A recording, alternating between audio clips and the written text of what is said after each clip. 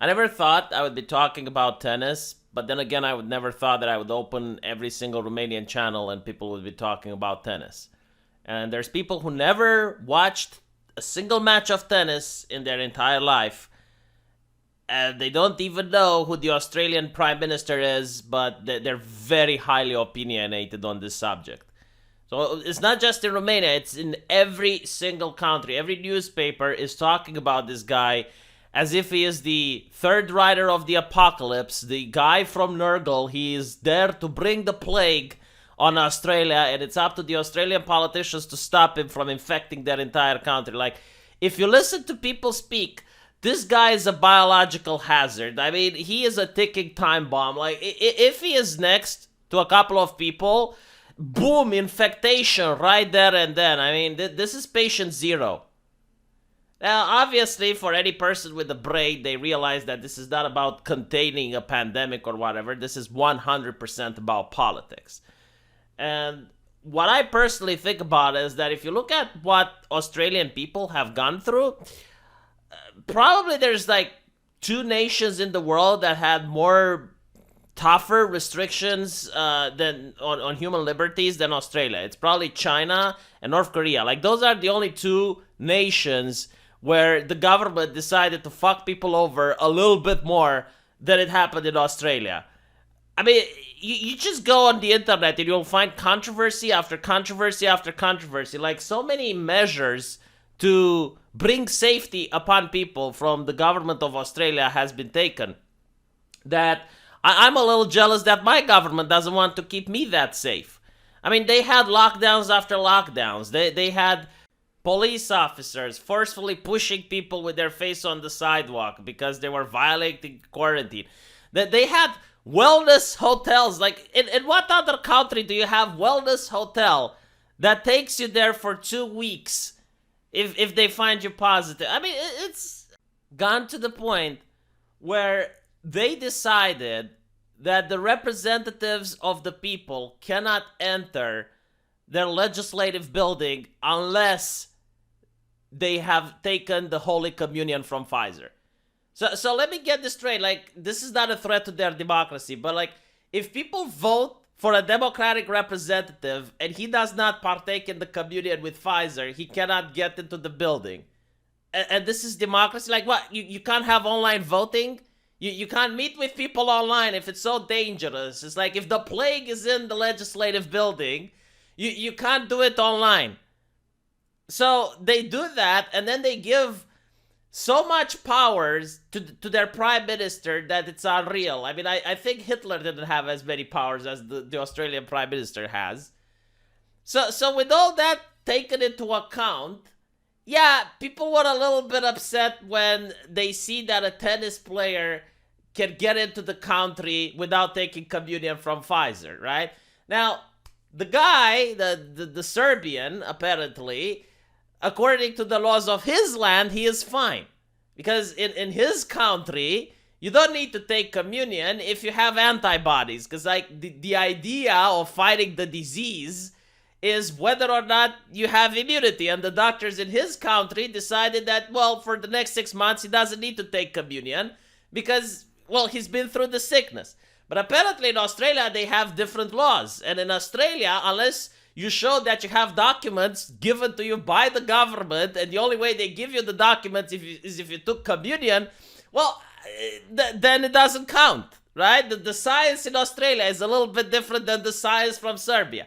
That's what you get when you don't have Dr. Fauci, which is the avatar of science. So if you don't have Dr. Fauci either in Australia or Serbia, people are winging it, so we don't know what the science is. But suffice to say that, well, technically the Australian government is in the right. I'm sorry to say this. I know it's a little bit bewildering. But even if you're a tennis player, you don't have the right to go into another country if the other country doesn't want you. Like, for example, I can say that the North Korean government is fucked up. But if the North Korean government doesn't want me to go to North Korea, well, there's nothing I can do. I mean, legally speaking, you know, I'm for borders. I don't think borders are a scar on the earth or whatever. So the government of any nation can ban people for whatever reason. They can pass a law that they don't want this guy in because of his face, okay? However, with that said, it does seem that a judge has withdrew the government decision. So legally speaking, he's allowed to go in. But it does seem that the Australian lawmakers are making it a big deal out of this shit, which is now an international incident. Again, if he was an average Joe, no one would not care. But like, he's a tennis player, a quite renowned one at that. So now they're like, oh well, he lied about not traveling and blah blah blah. So they're finding another technicality. I mean, they really want this guy gone for some reason, like, because they have egg on their face right now, so that they can't have that. And I do assume that eventually they're going to make this guy gone. I mean, they're going to put him on a plane and fly him back to Europe. It will happen. But what I do find it hilarious is all of the commentators and all of the radio talk hosts and all of the talking heads that, again, don't even know which is the leading party in Australia. So they know nothing about Australian politics. They know nothing about tennis. But they're very opinionated on the subject. Like, there was a radio host in the UK which is pointing out that this tennis player is so unhealthy. He is a gift from Papa Nurgle himself, and he is a danger for hospitals. Because apparently, like, that's how we used to talk 5 years ago, right? Like, any person with any conditions that might require hospital treatment needs to take care of it right there and then. So, whatever, it is what it is. But I guess it does show a lot about the natural state of things, right? Like, there are just two types of people. Like, it's not about the science anymore. It's not about the pandemic. It's just about ideology and politics. So you have the people where communion is essential and you need to have the holy QR code wherever you go. Apparently, like, this is not a problem, right? Like, this is the Australian freedom and democracy. You want to go to a restaurant, show the QR code. You want to walk around, just like, make sure you have papers in order. So that's the one type of people. And I'm willing to bet, okay, this is my hypothesis, just my opinion. It would be interesting if you have a genie in a lamp and you can make COVID go away. Like you would wish it away so that the disease just poofs out of existence magically. These people would still require you to have a QR code, wouldn't they? They would still require you to take the Pfizer company. Do you honestly think that they wouldn't at this point? Question mark. Be honest with yourself, okay? Just be honest. Like, tell me. Tell me if I'm wrong on this. I wish I was, but like, evidence is on the contrary. Because, again, do you honestly think that this person is a biological hazard? Like, would you be afraid to spend time in a room with Mr. Djokovic, or whatever his name is being pronounced at? Huh? Like, how much money would you have to be paid to risk your life? Like $10,000, would you do it? I would do it for free. I'm telling you this. I have absolutely no problem with this man. But everyone knows this, okay? Like, everyone knows that he is not going to get anyone infected, but it doesn't matter, right? Why? Because, the law is the law. Where were the people saying the law is the law when you had, like, Democrats going without a mask in a plane and infecting people in Washington, D.C.? Do you guys remember that? Because I remember it. No one complained. Where were the radio talk hosts then?